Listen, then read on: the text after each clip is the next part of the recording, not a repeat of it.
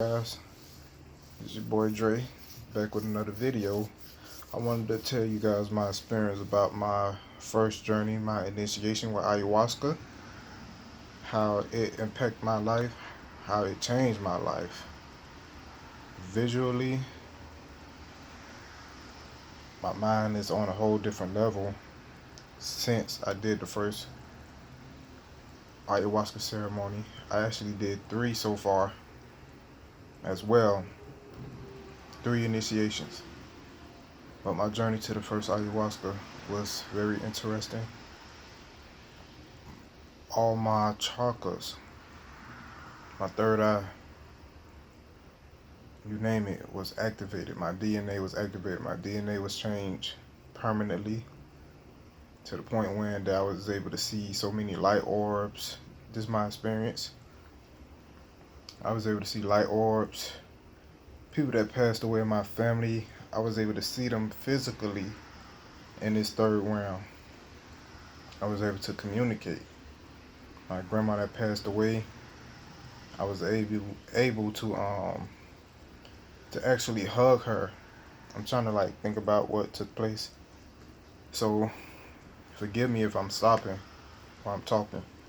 But I was able to see my grandma, my cousin that passed away, my 2 cousins at that, my uncle, and a lot of people I'm connected with during the past life, dealing with indigenous tribes in America, Haitian tribes, the Awak. That's the true Haitian name you could call them, from what I was told on the other side. And ayahuasca made me accept my heritage, what I was connected to spiritually, the people I was connected to, dealing with my Haitian culture. I have a Haitian culture that I've been trying to hide for the longest as well, but ayahuasca made me accept my culture, my people, as well. Make you accept a lot of things that you're supposed to.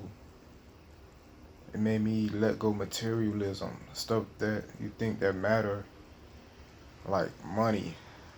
Money doesn't mean nothing when you're on the other side, when you're going towards and being directed more to a spirituality, a consciousness. Time doesn't exist. I learned that as well. It was pretty interesting. It's pretty interesting. The shaman is very well balanced with himself. I call him Chief Calling. That's what I call him as well. He was a very important person in my journey. Him and Alicia, I call her Chief Alicia as well. Very important people that changed my life. Rico. These are the shamans that I'm calling. It's a girl named Q. These 4 people have very beautiful spirits that I came in contact with that helped me on my journey. But ayahuasca put me on a whole different level. I could still feel the ayahuasca. It's it made me accept doing meditation even more better. I'm meditating, I'm taking it more serious, sun gazing, the stuff that get you back in tune, balance with nature, make you become one. It's helping me accept that. The stuff that I'm dealing with at my job, I'm sorry about that. The stuff I'm dealing with at my job is very small. And ayahuasca showed me that it doesn't matter what anybody say about you on the job. It doesn't matter. You're always going to get talked about. It doesn't matter. But ayahuasca had opened up a lot of doors where that I was able to meet and come in contact with more spiritual people. Man, the people that's protected me on the other side that I was able to see. The people that was protecting me on the other side, you know how we say we got guardians, or we call them angels, but the people that I saw, or I don't know what they were, we know them as the reptilians, the draconians. but these wasn't evil. I didn't feel evil presence coming from these reptilian beings. And I remember it was a reptilian being like standing next to me. He was letting me know that he was watching over me, protecting me, been protecting me for the longest. He was letting me know that he was always there, guiding me in the right direction, waking me up when I was supposed to be woken up. You could say that for the most part. Getting me back into nature, going back to the Indian Mountains because I used to be there before.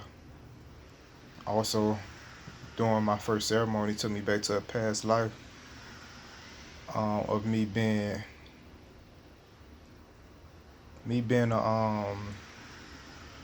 I was connected. I'm still am connected to this tribe in Florida. Y'all know them as the Seminoles, but I call them the Yamasi. The Yamasi is the original name that I call them, and it showed me that I had a past life with the Yamasi Indians in Florida. I died as an old man. I died here in Florida, but I don't know where. I don't know where. It showed me that the reason why I'm keep going back to Indian Mountains because I used to walk to the Indian Mountains in a past life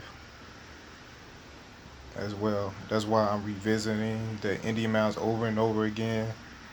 As you can see, I go to different Indian Mountains because I've been there before. The spirits is letting me know to go to certain Indian Mountains and document. My YouTube channel is about my journey.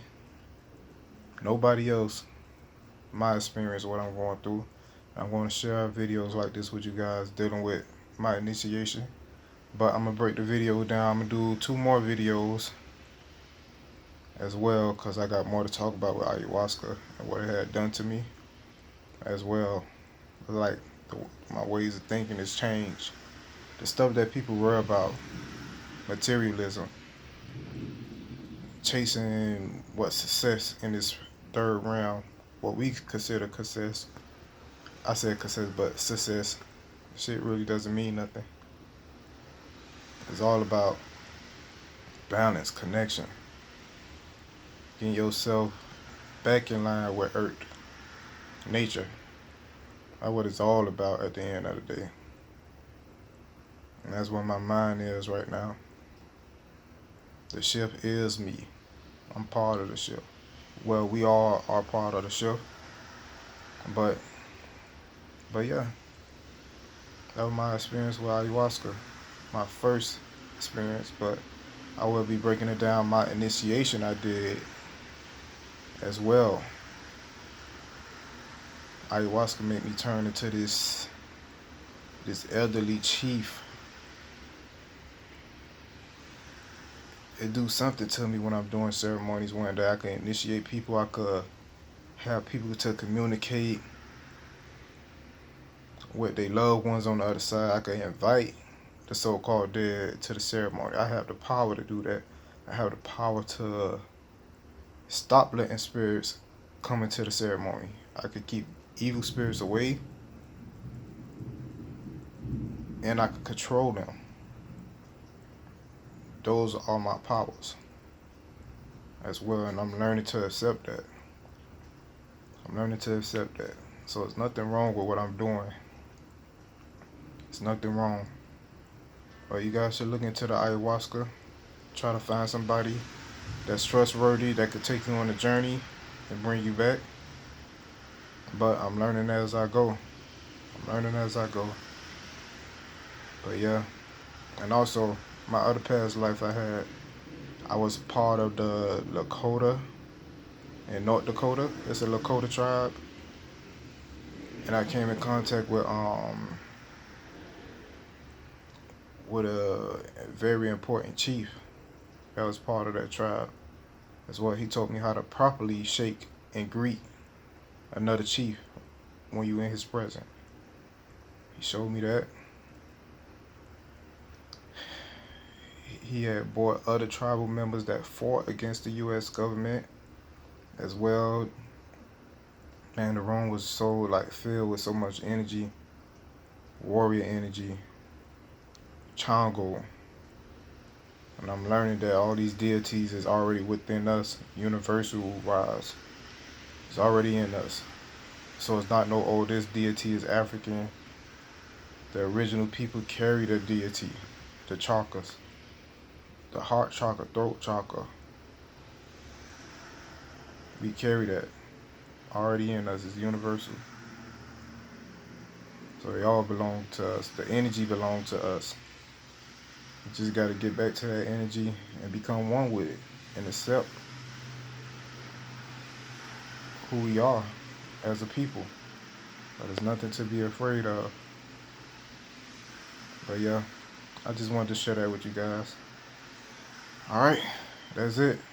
I will be doing a part 2 when I'm comfortable with doing a part 2. But this is part 1 to the ayahuasca journey. Peace.